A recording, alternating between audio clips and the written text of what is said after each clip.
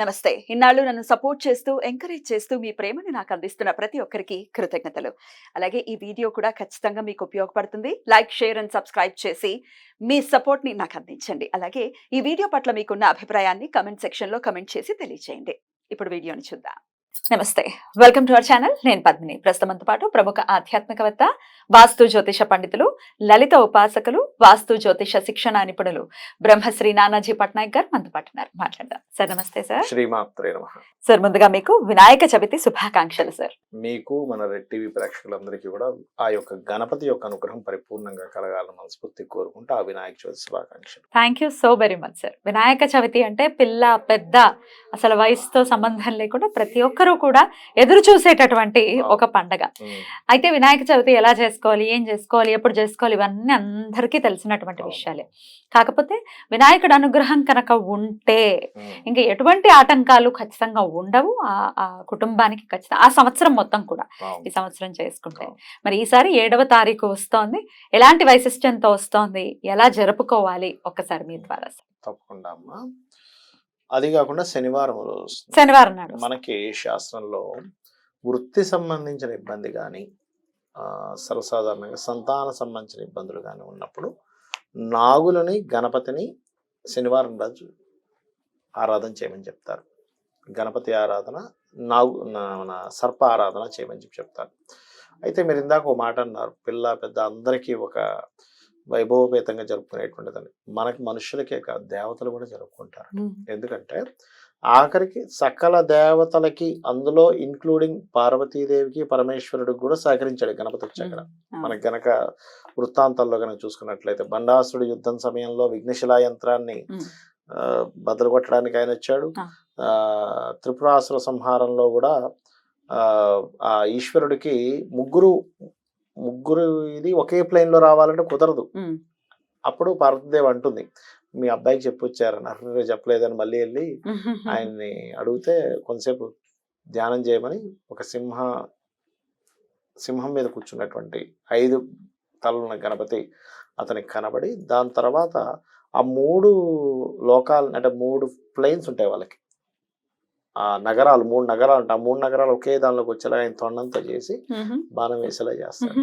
అంటే ఆఖరికి పార్వతీ పరమేశ్వరులకు కూడా గణపతి అవసరం, దేవీ దేవతలకు కూడా ఆయన అవసరం. మనం ఎంత అయితే అంత గణపతి కూడా మనకి గణపతి యొక్క గ్రంథాలు, దానికి సంబంధించిన వాటి అన్నింటిలో కూడా గరికతో పూజ చేయడమే విశేషమైనటువంటి ఫలితము, దూర్వము అంటారు, చేయడమే విశేషమైన ఫలితం ఇస్తుంది అని చెప్పి శాస్త్రవచనం. అద్భుతం.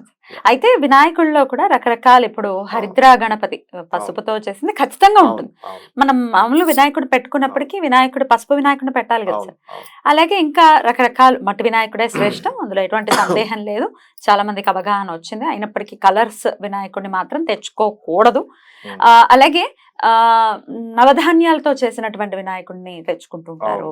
ఇట్లా రకరకాలు. అలాగే ఇవి ఏవి పెట్టుకుంటే శ్రేయోదాయకం అని అనుకోవచ్చు? ఒకటి, వినాయక చవితి పృథ్వీ లింగాన్ని ఎలా అయితే కలియుగంలో శ్రేష్టం అని చెప్తారో, మట్టితో చేసినటువంటి గణపతి శ్రేష్టము అని చెప్పడం జరిగింది. దానికి మీరు రంగులు అలుముకుంటారా, లేకపోతే ఇందాక మీరు అన్నట్టుగా నవధాన్యాలతో చేస్తారా? ఎందుకంటే మనం మళ్ళీ దాన్ని నిమజ్జనం చేసినప్పుడు అక్కడ ఉండేటువంటి కొన్ని జీవరాశులకి ఆహారంగా వెళ్తుందనేటువంటి భావనతో నవధాన్యాలతో చేస్తారు. కొంతమంది నవధాన్యాలతో ఎందుకు చేస్తారంటే నవగ్రహ దోషాలు పోతాయనేటువంటి భావంతో చేస్తారు. మరి అప్పుడు అది కూడా తెచ్చుకుని పెట్టుకోవచ్చు కదా సార్? పెట్టుకోవచ్చు, తప్పేం కాదు. ఇప్పుడు అదే విగ్రహం రూపంలో నవధాన్యాలు ఒకవేళ మనకు దొరికితే చక్కగా తెచ్చుకుని దాన్ని కూడా నిమజ్జనం చేయొచ్చు, నిమజ్జనం చేసుకోవచ్చు, అందులో ఎటువంటి దోషం లేదు. సో నవగ్రహాలకి సంబంధించిన దోషాలు నివృత్తి అవుతాయి.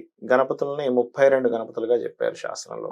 బాల గణపతి, రకరకాల గణపతి, విజయ గణపతి, శక్తి గణపతి, హేరంబ గణపతి అని రకరకాల గణపతులు చెప్పారు.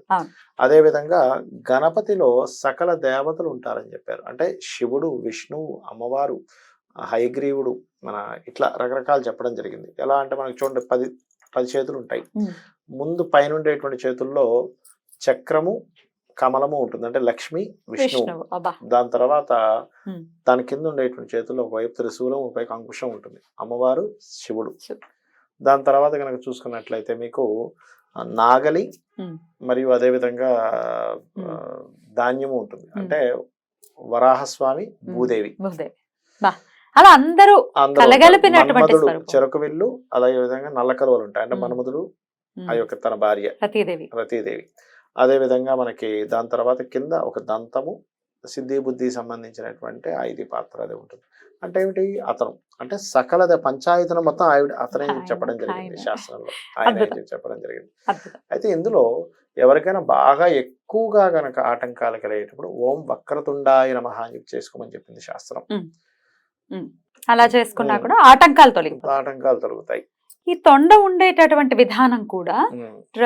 రైట్ సైడ్ ఉంటే ఒకలాగా, లెఫ్ట్ సైడ్ ఉంటే ఒకలాగా ఒకలాగా, అని చెప్తూ ఉంటారు. అవును. ఎటు ఉంది ఏది దానికి. సరే అంటే ఏది సరే. ఒకటమ్మా కొన్ని వీటిల్లో కొన్ని చెప్పారు. అంటే ఎట్లాగా రైట్ సైడ్ ఉంటే కొన్ని విషయాలకు మంచిది, లెఫ్ట్ సైడ్ ఉంటే కొన్ని విషయాలకు మంచిది.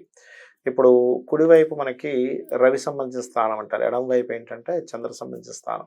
మీకు మానసికమైన ఎక్కువగా ఇబ్బందులు ఉంటే లెఫ్ట్ సైడ్ తొండం ఉండేవి ఎక్కువ తెచ్చుకోమని చెప్తూ ఉంటారు. తెచ్చుకోవాలి. రైట్ సైడ్ ఉంటే అధికారికి సంబంధించినటువంటివి, లేనట్లయితే సంతాన సంబంధించినటువంటివి, లేనట్లయితే మీకు ఆరోగ్య సంబంధించినవన్నీ రైట్ సైడ్ తొండం ఉండేవి తెచ్చుకోమని చెప్తారు. కొన్ని శాస్త్రాల్లో ఇలా ఉంది.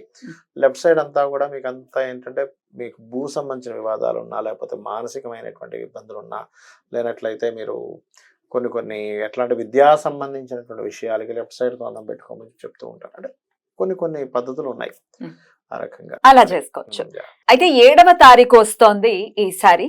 అంటే కేతు అవునమ్మా. కేతు నంబర్ గా అంతే చూస్తారు అమ్మా, కదా అంతే సార్. అంతే. Exactly. కేతు నంబర్ గా, కేతుకు అధిదేవత మళ్ళీ కేతువుకి అధిష్టాన దేవత గణపతిగా చెప్తూ గణపతిగా ఉంటారు. చెప్తూ ఉంటారు కాబట్టి Yeah. అద్భుతం కదా సార్. అవును, అవును. సో కేతు రిలేటెడ్ ప్రాబ్లమ్స్ అసలు ఏమొస్తాయి? ఖచ్చితంగా వినాయకుడిని ఆ రోజున కేతు రిలేటెడ్ ప్రాబ్లమ్స్ ని అధిగమించడం కోసం ఎలా ఆయనను కేతువు పూజించుకోవచ్చు? ఏ స్థానంలో ఉంటే దాని మీద వైరాగ్యము, విరక్తి అలాంటివి జరుగుతుంటాయి. ఓ. కనుక సర్వసాధారణంగా ఇక్కడ లగ్నంలో ఉన్నానా? ఉన్నాడు అనుకోండి, ఉమ్, అంటే ఒక్కొక్కసారి అది భక్తి యోగంగా కూడా మారుతుంది, జ్ఞాన యోగంగా కూడా మారుతుంది. అంటే కేతు ఎక్కడ ఉంటే అక్కడ భక్తి జ్ఞాన యోగాలుగా మారిందా, వైరాగ్య విరక్తి యోగాలుగా మారిందా అని చూసుకోవాలి. చూస్తారు.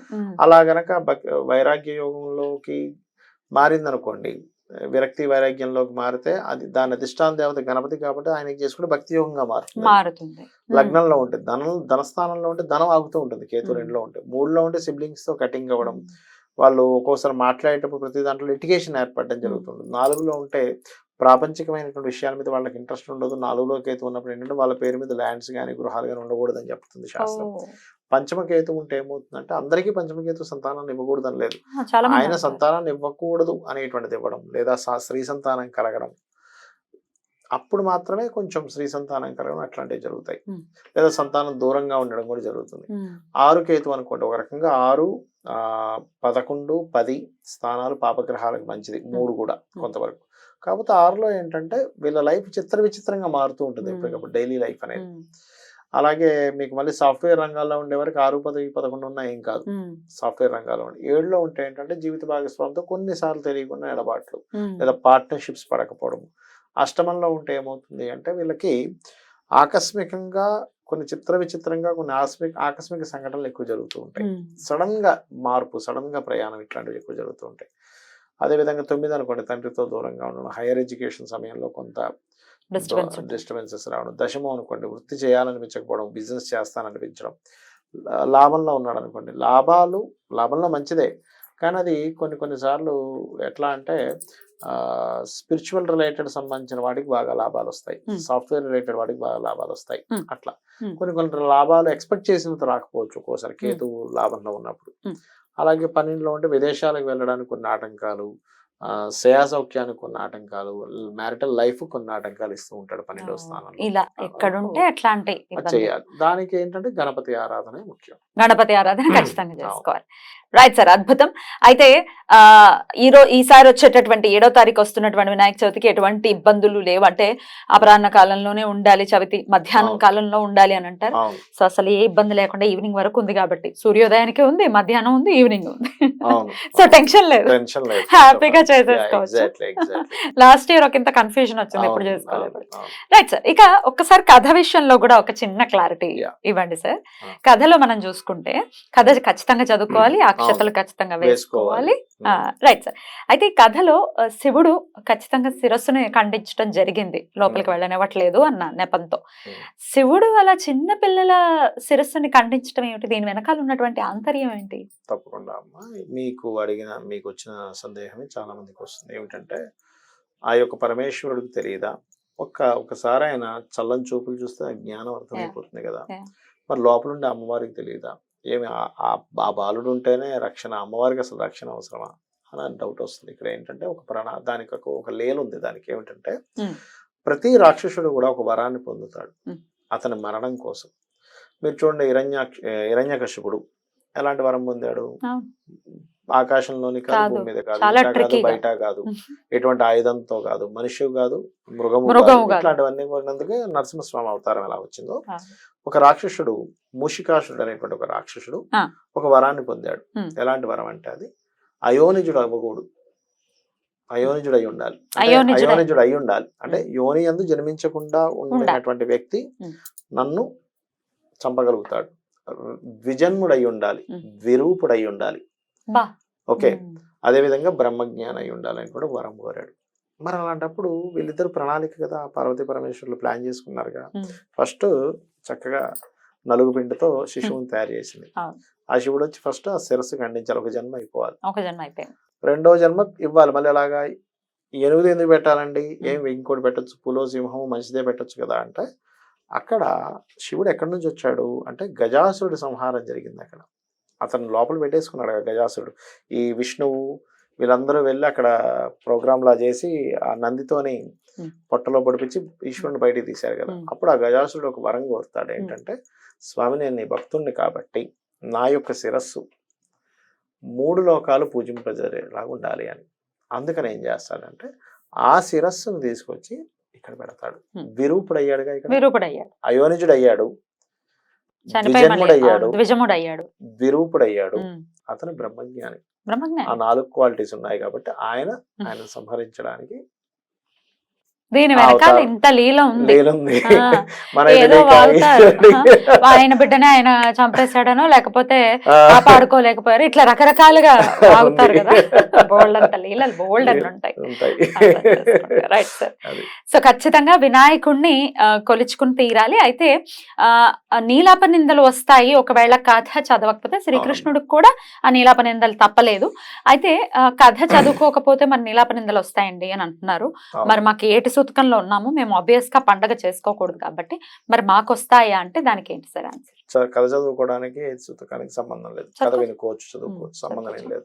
అంటే ఈ మండపాల్లో ఉంటాయి కదా, అక్కడికి వెళ్ళి వినొచ్చు, తప్పేం కాదు, వినొచ్చు. గుడికి వెళ్ళొచ్చు కదా, 11వ రోజు తర్వాత మామూలుగా కథ వినొచ్చు, కథకేం సంబంధం లేదు. నువ్వు భగవత్ నామస్మరణ మనసులో చేసుకోవచ్చు అని చెప్తుందిగా శాస్త్రం. కథ వినొచ్చు. ఇంకోటి ఏంటంటే చాలా మందికి తెలియని విషయం ఏంటంటే అప్పుడే గణపతి జనించాడు అనుకుంటారు. కాదు, పార్వతీ పరమేశ్వరుడు కళ్యాణానికి కూడా ముందు గణపతి పూజ చేశారు. అంటే గణపతి ఎప్పటి నుంచో ఉన్నాడు. విష్ణువే సాక్షాత్ గణపతి అని చెప్తుంది శాస్త్రం. విష్ణు ఒకసారి అమ్మవారిని పార్వతీదేవిని చూసి నేను నీ కడుపును పుడితే బాగుంది అనుకున్నాడు. నీ కోరిక ఫలిస్తుందని ఇద్దరుగా నువ్వు పుడతావని సుబ్రహ్మణ్య స్వామి గణపతిగా కూడా పుట్టించింది అంటారు. 32 అవతారాలు ఆయనవి, రకరకాల అవతారాల్లో, రకరకాల మార్గాల్లో, రకరకాలుగా గణపతి భూమి మీదకి వచ్చాడు. ఇది తెలుసుకోవాలి. బ్యూటిఫుల్ సార్, చాలా అద్భుతంగా వివరించారు సార్.